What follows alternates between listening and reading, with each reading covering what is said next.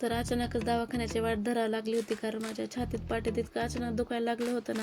आता म्हटलं आता वरचं तिकीट निघतं की काय. मग म्हटलं गावातच दवाखाना आहे तर कशाला हाय गाय करायचं, तर चला जाऊन येऊ दवाखान्यामध्ये बघून येऊ. पण दवाखान्यात गेल्यानंतर असं वाटलं की मला माझं काही दुखतंयच काय नाही काय माहिती चेहऱ्यावरती.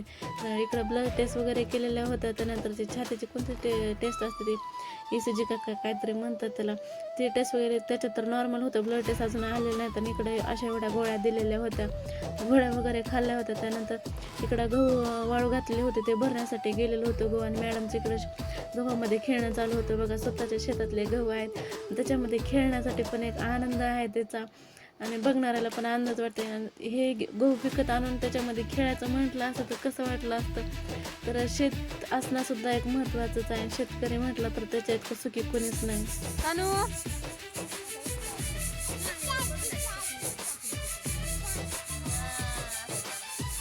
हाय कर सानू.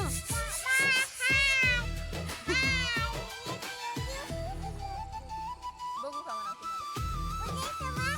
बघा बघा.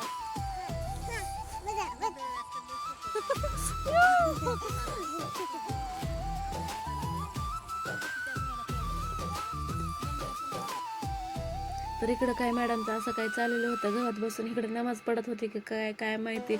आणि आम्ही जिकडं जाईल तिकडं आमच्या मागं आमचं कुत्रा असतं, म्हणजे त्याचं नाव महादू आहे. तर आम्ही जिथं असतो ना तिथं मागं असतो. मंदिरात जरी गेलं तर तिथं मागं येतो. आणि इकडं तिच्या मावचं तिचं भांडण चालू होतं. तिनं गव्हामध्ये नाचत होती, त्याच्यामुळे ती तिला रागवत होती. आणि तुझं माझं जमाना तुझ्या वाचून करमेना असं आहे या मावचं सणाबाईचं. नाही काय इकडं आभाळ आलेलं होतं ना, आणि छान पण वाटत होतं ना. आता आभाळ आलेलं होतं, गहू तर गोळा करायचे होते. मग त्याचं पण टेन्शन होतं, कारण पोते वगैरे घेऊन जायचे होते. आणि इकडं आमचा पहिलवान बघा पोते कसे उचलून घेऊन चाललेला होता. एकटा तो घरी घेऊन जात होता, कारण पुढे शेतामध्ये वाळू घातलेले होते.